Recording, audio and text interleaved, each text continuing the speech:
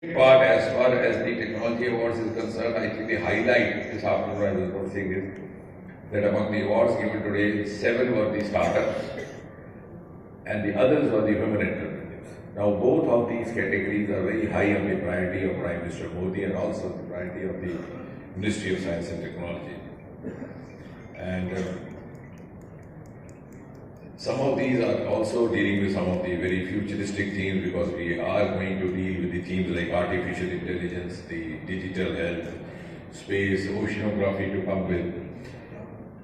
And I think as a whole, if you ask me in a single sentence, I think the message that should go out on the National Technology Day today is that the future economy belongs to technology driven, or the future belongs to the technology driven economy. So, I think the so-called economist will also have to be a scientist. Just as a few years back we learned the importance of economical behavior. Earlier it was not so. We thought economist means Arthashastra, jo hisab kitab janta ho. But then about 4 years back we had a Nobel Prize in economics given to a person who had written a research thesis and published a book on economic behavior, because that is what actually leads to the maintenance and sustenance of economy, how much you spend, how you spend, how well or how badly, and that applies to everything, right from keeping the water tap open when not required to the wastage and the pilferage. So similarly, I think we will be heading into an era where one of the scientists will be getting an award for economics. I can foresee that, era happen, because the future will, to a large extent, belong to technology-driven economy, and we are seeing it right now also. And I think also what is the matter of satisfaction along with that is that along with the technology-driven economy, we have the indigenous innovation. Most of these awards have been received by those who came out with indigenous innovations. Right now also we have at our disposal indigenous innovations in various sectors, but the awareness is lacking.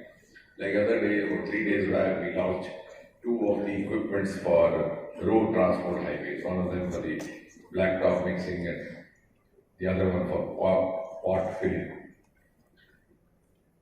which is something of world class but entirely indigenous.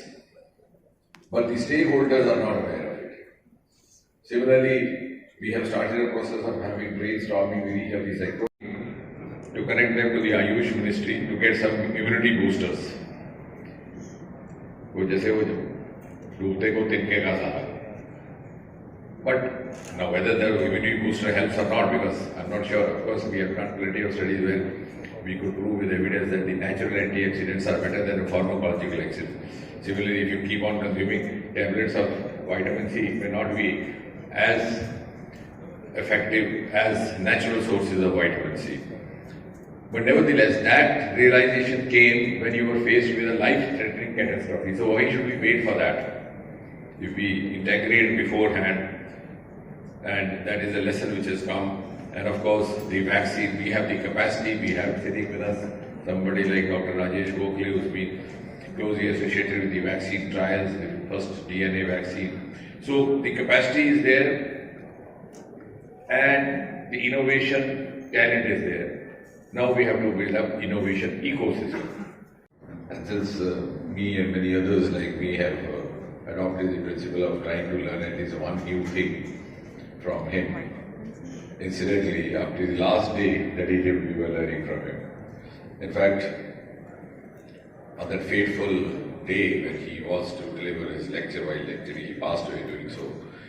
We had also, in a way, partnered that program at IIM Shillong, where we have now set up a chair in his name called APJ Kalam Chair.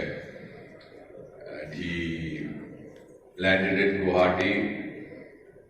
It was too late to take the chopper, but as a person of commitment as he was, he decided to go by road.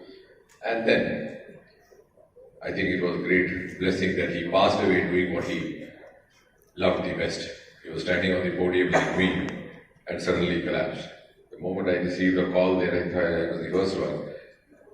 So they were then moving into the hospital, and the doctor there said that he is possibly no more.